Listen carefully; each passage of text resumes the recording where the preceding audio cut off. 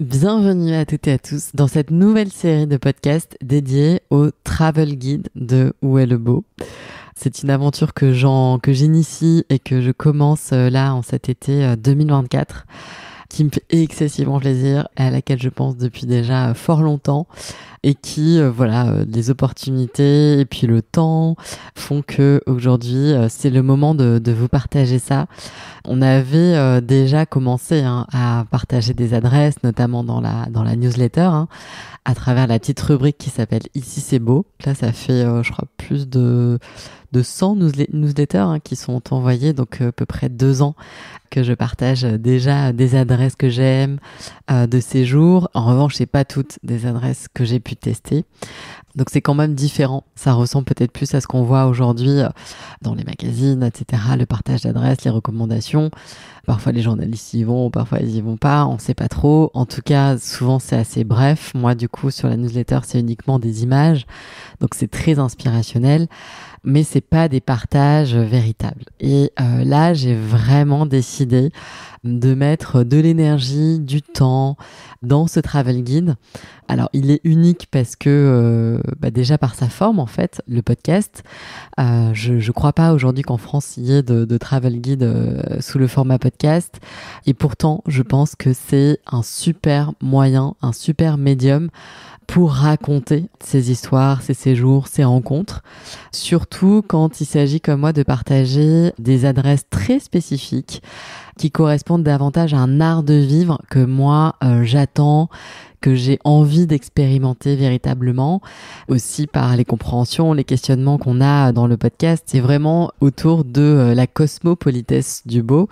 Vous savez, je vous en parle beaucoup ces derniers temps de ce mot cosmopolitesse, qui est un néologisme qui a été inventé par Alain Damasio et Baptiste Morisot et qui signifie un petit peu finalement être poli avec le cosmos, avec quelque part les limites planétaires, les lois aussi universelles dans lesquelles on navigue et auxquelles on est soumis quelque part, qu'on le veuille ou non, parce que voilà, il y a rien dans ce coin de l'univers et du cosmos qui ne répond pas à des règles qui nous dépassent, qui sont celles de l'univers. Donc c'est aussi finalement questionner ça, moi, qui m'intéresse, et c'est pas en 3 photos et une légende que je peux partager et que je peux aussi en fait indiquer pourquoi telle ou telle adresse m'a plu, telle ou telle vision du monde et proposition m'a touché, pourquoi je crois plus en ça qu'en autre chose.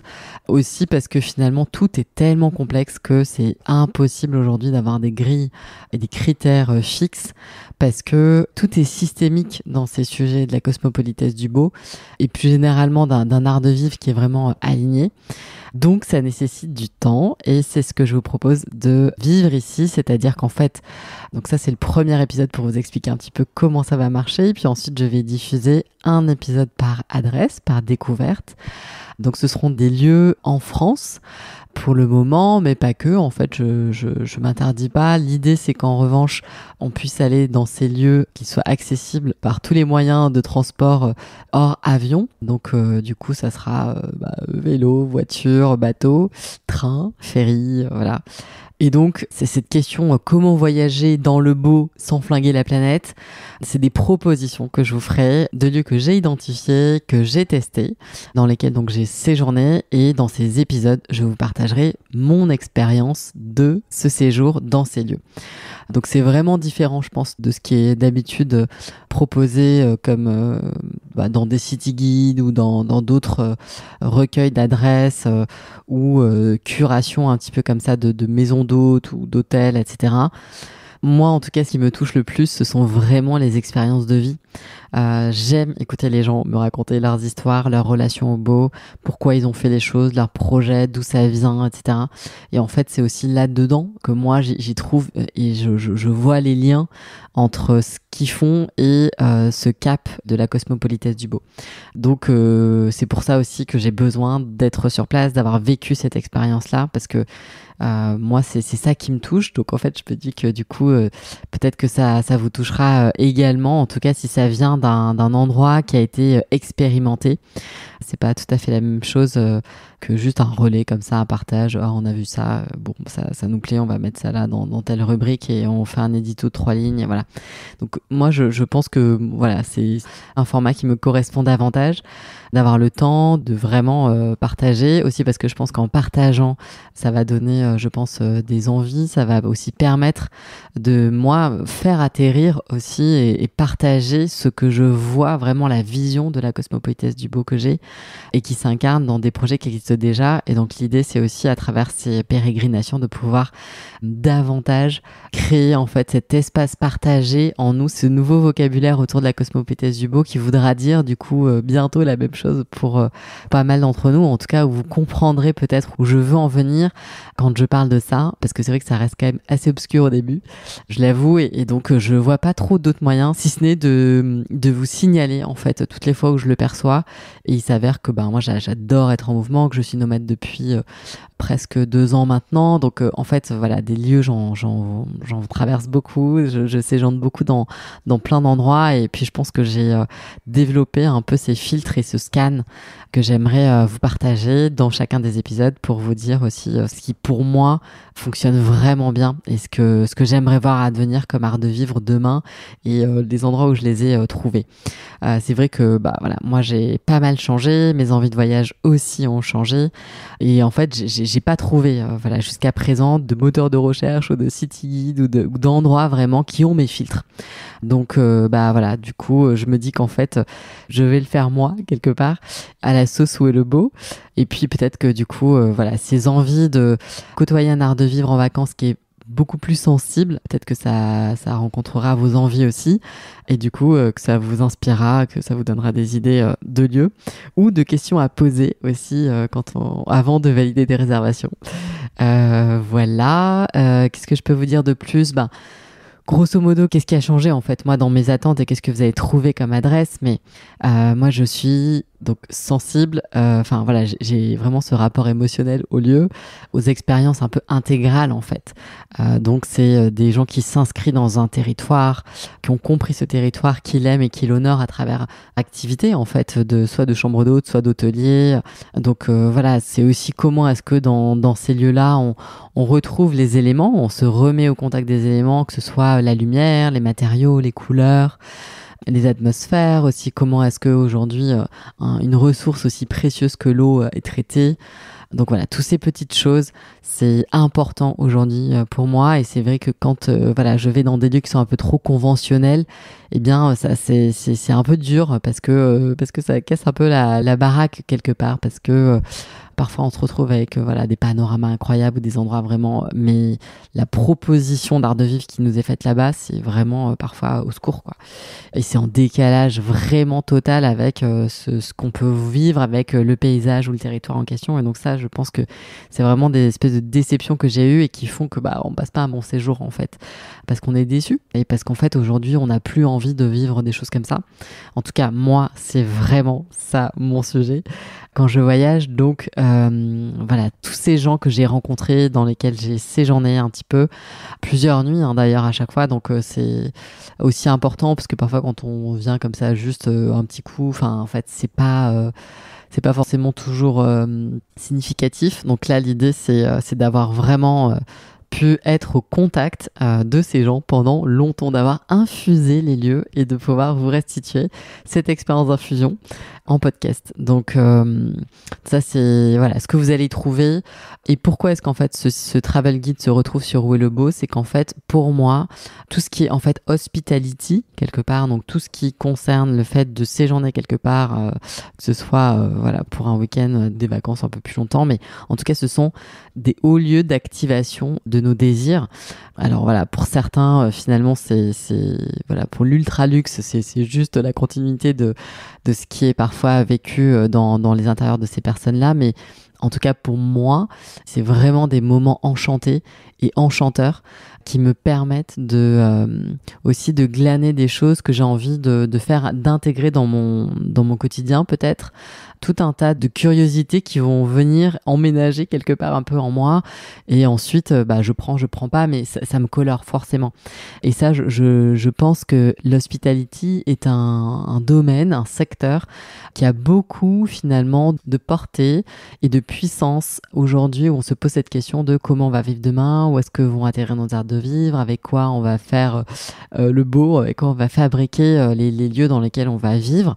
Et donc voilà, quand on fait l'expérience de tel ou tel matériau, quand on fait l'expérience de quelque chose qui est différent en fait de ce qu'on voit partout depuis des années.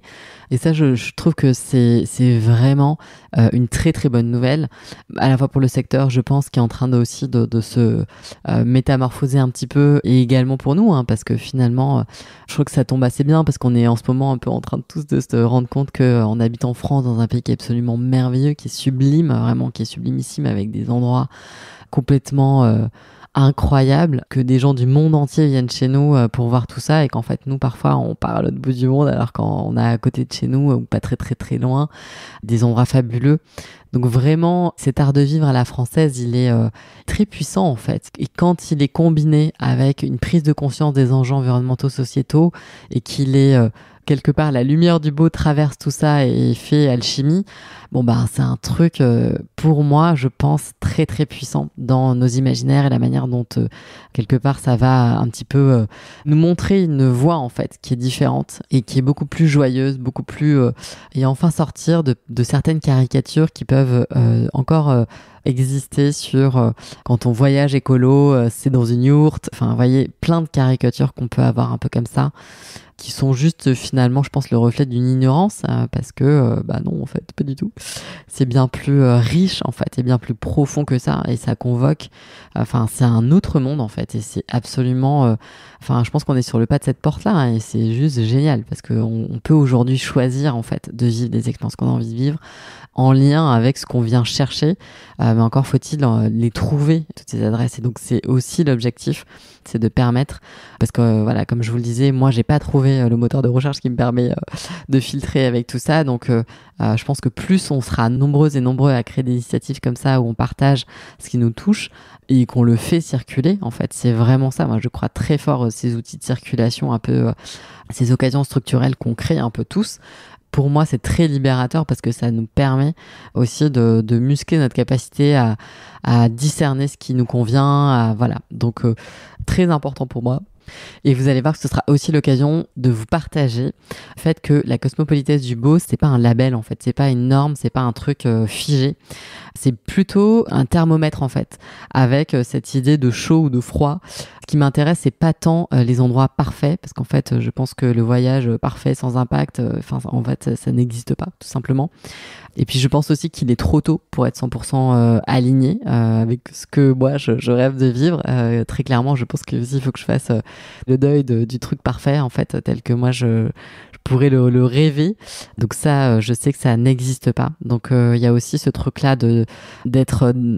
vraiment d'aborder les choses avec bon sens, avec humilité, aussi en se disant mais en fait comment est-ce qu'avec toutes les contraintes qu'a ce secteur, comment on peut faire au mieux, et quels sont les choix essentiels et les partis pris qui aujourd'hui en disent long, en fait, sur l'état d'esprit de ces gens, qui doivent être révélés et qui doivent être mis en lumière finalement, parce que on se rend compte que, moi je me suis rendu compte qu'il y avait beaucoup de personnes qui faisaient déjà des choses, mais avec des choix qui impliquent des économies, que ce soit en eau, en électricité, en fait ou en matière, en pollution, en toxicité, en mise au contact de toxicité, qui était vraiment important et qui ne le disait nulle part. Donc ça, aujourd'hui, c'est des choses que moi je cherche, et donc je pense que c'est important qu'on puisse aussi mettre en lumière ces critères-là, sans se dire que c'est parfait, en fait, parce que non. Puis c'est pas ça, moi, qui m'intéresse finalement. C'est vraiment aussi l'humain. Je crois que, on le voit de plus en plus, mais je crois pas du tout à ces sujets qui sont uniquement liés à la matière, qui seraient poussés à leur paroxysme, parce qu'on arriverait dans un espèce de truc qui serait une sorte de dictature verte. Pour moi, l'humain, c'est ça qui fait le lien en fait entre l'éthique et la passion de ces gens qui travaillent dans ce domaine de l'hospitality pour la rencontre, pour en fait le service aussi, c'est le prendre soin aussi de nous. Donc il y a plein de choses qui se jouent à ces endroits-là où on va séjourner, on va venir se déposer, on va venir lâcher prise, etc. Et on le voit tout de suite en fait. Il y a parfois des endroits qui sont soi-disant écolo, green, tout ce que vous voulez. On arrive et en fait le personnel est surstressé, il y a de la pression partout. Enfin, les personnes sont on se dit mais comment on peut vivre nous une expérience c'est pas possible. Donc en fait les deux sont à mettre dans le même sac et pour moi sont autant importants l'un que l'autre. Voilà, donc en revanche, il doit quand même y avoir un peu des deux pour figurer dans ce City Guide, vous l'aurez compris, mais pas que. Et puis moi, je suis vraiment de plus en plus sensible à ces rapports un peu moins, je sais pas comment on pourrait dire, mais davantage horizontaux, en fait, plus conviviaux, plus directs, avec les personnes qui nous accueillent dans des lieux comme ça où on passe des séjours. Moi, j'aime en fait rencontrer des personnalités aussi, des lieux qui sont vraiment colorés par des moods. Ça, c'est vraiment important pour moi, qui sont un peu incarnés. Et même dans un personnel, en fait, vraiment, ça, je pense qu'il y a des lieux qui arrivent à le transmettre, à transmettre un espèce de mindset à leurs équipes et qui l'incarnent tous. Et donc là, on voit qu'il y a quelque chose aussi d'autre, un espèce de supplément d'âme qui circule dans l'équipe. Et je pense qu'on est nombreux et nombreux à le capter en direct quand on rentre mais même dans des restaurants, en fait, ça se voit aussi beaucoup. Ça, c'est vraiment important aussi pour moi. Et j'aime ces lieux-là parce qu'en fait, c'est vraiment là où on est au contact d'une expérience de vie. Et je pense que c'est aussi ça qu'on vient chercher quand on a envie de voyager autrement. Sinon, on connaît aujourd'hui les moteurs de recherche prisés aujourd'hui, et donc vous n'aurez pas besoin de ce travel guide pour voyager, mais si vous cherchez autre chose, en tout cas, peut-être que ça peut vous aider. Je dis juste deux mots aussi parce qu'en fait, je me suis rendu compte, ça c'est vraiment en voyageant pas mal, en étant beaucoup nomade, c'est qu'en fait, il y a des choses qui sont importantes pour moi, et donc j'ai envie d'être responsable de ces choses-là, peu importe où est-ce que j'atterris finalement. Donc j'ai pas envie de laisser quelque part l'aléa de est-ce que je vais être dans un lieu où on va me permettre de faire ci, de faire ça. Donc non, en fait, du coup, je prends les devants, j'anticipe quelque part. C'est tout ce qui est gel douche, shampoing, etc. Parce qu'en fait, c'est souvent des choses à usage unique. Pour moi, c'est vraiment... non, en fait, je crois qu'on peut plus se permettre de fonctionner comme ça. Donc moi, je les utilise jamais. Et je viens, et en plus souvent, c'est pas bio, c'est pas Déméter. Enfin, bref. Et puis comme moi, je fais pas mal d'allergies, machin. Je sais que ça va pas aller. Donc en fait, je viens avec mes trucs. Et pareil, en fait, souvent, je viens avec soit un petit sac craft, soit une enveloppe dans lequel je puisse mettre, moi, mes poubelles papier, carton, plastique. Parce qu'en fait, je sais jamais vraiment où sont jetés, comment font le tri les gens. Donc, même dans les hôtels ou dans les chambres d'hôtes, souvent à côté du bureau, où il y a des petites poubelles qui sont pas les poubelles de la salle de bain. Donc, en fait, on se dit peut-être que du coup, si on le met dans cette poubelle-là, ça va aller au bon endroit. Mais en fait, j'en sais rien. Et comme, tout ça dépend d'une espèce de chaîne qui est complètement indépendante de moi et que j'ai pas envie de poser 150 millions de fois la question. En fait, je les remporte avec moi et puis du coup, je les quand je trouve un endroit, il y a aujourd'hui pas mal de ces bennes où en fait on peut, Donc en général, je fais comme ça et du coup, en fait, j'enlève le sujet. Enfin, en fait, je sais qu'aujourd'hui c'est compliqué, les filières sont pas tout à fait là, ça dépend des régions. Bon bref, à chaque fois il y a un truc. Moi, c'est important pour moi. Si je suis pas sûre que mon déchet va aller au bon endroit dans un truc qui va permettre d'être recyclé, je suis pas bien. du coup, je contrôle jusqu'à la benne mon petit déchet. Et puis en fait, ça me va bien. Donc je fais comme ça. J'ai pris cette petite habitude. Et mon dernier petit rituel, c'est beaucoup plus perso, mais bon, peut-être pour vous faire rire, je vous le partage. Mais je me balade toujours et et ça fait assez rire mes amis. Mais je me balade toujours avec une petite sauge. Et alors je sais que il y a souvent des trucs anti-feu et alarmes et tout ça dans les hôtels ou dans les chambres d'hôtes. Donc je sais pas si c'est très bien que je dise ça là, mais je le dis quand même parce que en fait moi je suis assez sensible à tout ça et donc voilà, je purifie un petit peu cet endroit où je vais dormir, où je vais passer du temps, parce qu'en fait quand c'est des lieux comme ça qui accueillent beaucoup de gens, il se passe beaucoup de choses ou en tout cas à chaque fois j'aère beaucoup au début et voilà, et puis la petite sauge quand je peux, je le fais aussi un petit peu et je fais très attention à chaque fois évidemment, mais franchement alors vous verrez qu'il y a des endroits que j'ai visités qui le font en même temps qu'ils font le ménage, ils passent la petite sauge ou le petit bâton de Palo Santo. On adore. Ouais, et puis en fait, j'adore aussi ces odeurs. Et parfois, voilà, dans les endroits dans lesquels je vais, on a ces odeurs un peu soit de javel, soit de produits d'entretien là qui sont très forts et moi, je supporte pas. Donc voilà, l'idée, et je termine par là, c'est pas du tout que ce travel guide soit exhaustif, enfin ce serait absolument impossible.